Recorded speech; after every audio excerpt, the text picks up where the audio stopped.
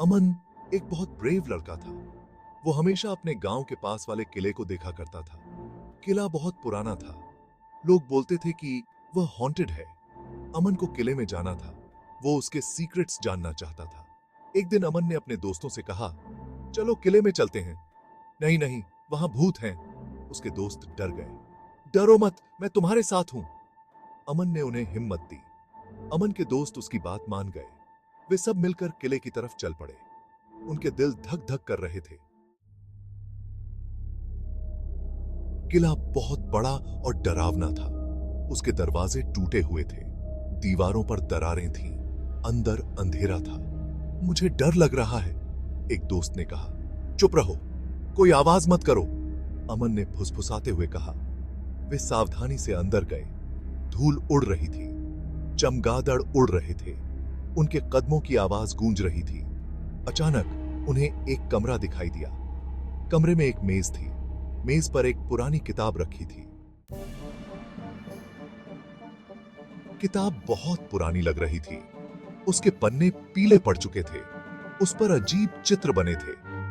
यह क्या है? एक दोस्त ने पूछा। मुझे नहीं पता, पर इसे देखो। अमन ने किताब उठाई। उसने किताब खोली। अंदर अमेजिंग कहानियां लिखी थी। किले के इतिहास के बारे में लिखा था। राजाओं और रानियों के बारे में लिखा था।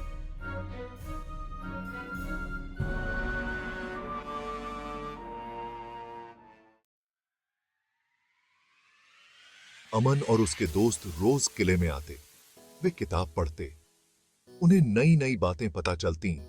उन्हें समझ आया कि किला डरावना नहीं था, यह तो ज्ञान का खजाना था। उन्होंने गांव वालों को किताब दिखाई। गांव वाले हैरान रह गए। उन्हें अपनी गलतफहमी का एहसास हुआ। किला तो उनके इतिहास का प्रतीक था। गांव वालों ने मिलकर किले की सफाई की। उन्होंने वहां एक स्कूल खोला। बच्चे अब किले में पढ़ने आते थे। अमन और उसके दोस्तों ने साहस दिखाया था। उन्होंने डर पर विजय पाई थी। उन्होंने किले का सच सबको बताया था। उन्होंने किले को ज्ञान का केंद्र बना दिया था। अब किला डरावना नहीं था। वह बच्चों की हंसी से गूंजता था। वह ज्ञान का प्रकाश फैला रहा था। यह सब अमन और उसके दोस्तों के साहस का फल था।